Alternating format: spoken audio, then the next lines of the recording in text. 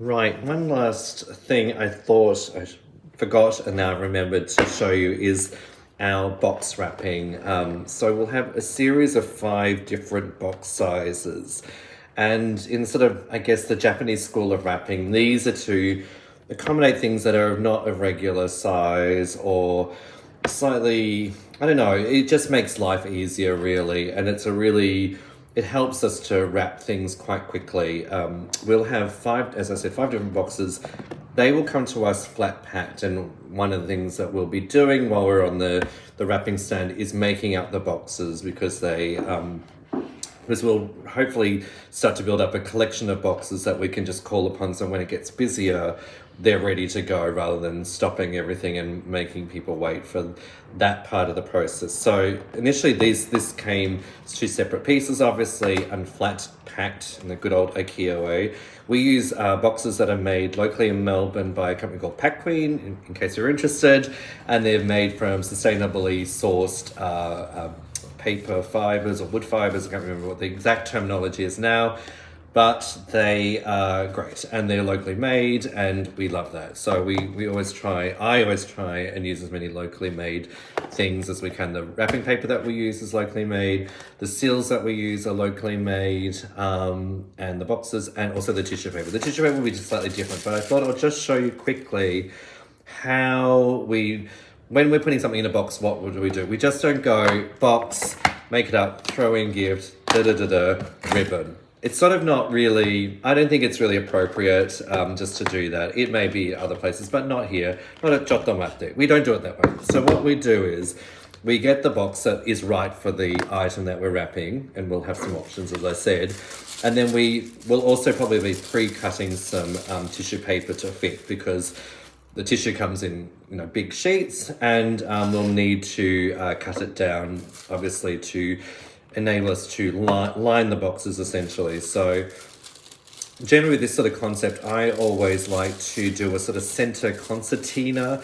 I guess that might be the right word. So it's just sort of like you just fold it over, sort of thing, as in you sort of, again, it's not really an exact science, but it's just something you pick up as you go along. So it sort of just creates a sort of stable center, I guess. So that, and the idea is that you obviously want it to fit neatly inside your box. So you don't want it overhanging or whatever. It's about keeping things neat, sort of thing. So you can see here that it's just shy of the sides of the box, so it will fit neatly. So then you just use your, some gentle persuasion again to line the box so it's sitting neatly. And then you put whatever it is that you're wrapping in. So something like this or whatever, or similar size. And then you're sort of putting it to bed. So you put one side in, and then depending on the length, I generally will fold over to create a nice edge. Like with all Japanese wrapping sort of systems, it's all about sort of as much about neat edges as it is about everything else. So you do that, you put it over the item like that, so it's enrobed, and then again we refer to our seals. We use the seal, no sticky tape again, to secure it, so it's now secured, and then the lid obviously goes on, and then from that we put the ribbon on. So just to show you again, because just in case, why not? So we don't need to wrap the box, because the box is the outer casing. So it's just a matter of just picking it up if it's picking up a ball. Generally, all our boxes will be. There'll be quite a big square size, and we'll have a slightly larger, wider ribbon for that as well, for the sort of bulkier items, slightly bulkier items anyway. So again, just cross over at the top, then around the base. It's sort of like one of these sort of almost quite therapeutic things you can do. You will be doing. You can almost get into a bit of a groove with these sorts of things.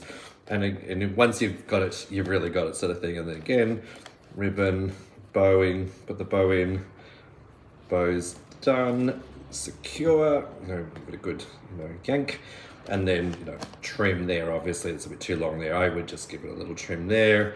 That was pretty good, actually. I'd leave it like that, and then that is ready to go, ready for to apply the gift tag if the person wants to add one to it, or you can also insert the gift tag at the base too. So that's quite nice as well, and it will sit quite neatly there because it is a flat base there. So the boxes will be our best friend, I really think, for wrapping, with the tissue paper, and it will be quite quick. So there'll be this sort of square version, which they call an invitation one. So they'll be good for sort of little tea towels and scarves and things like that.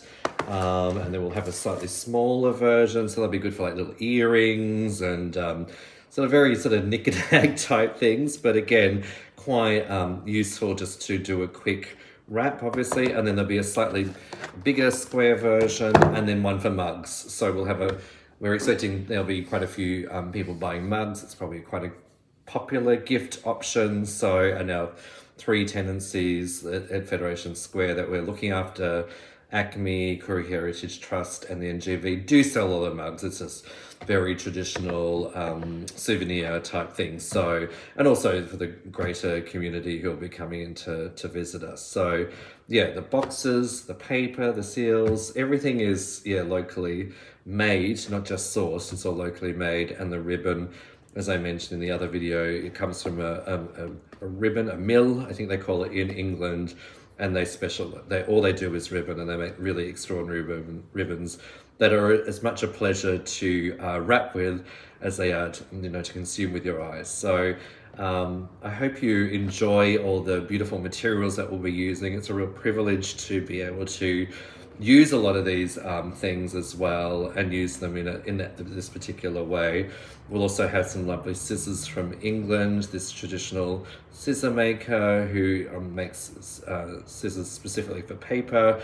And then for those moments, there will be times when we'll need to use a small amount of sticky tape, but we'll be using double-sided invisible tape, basically, so that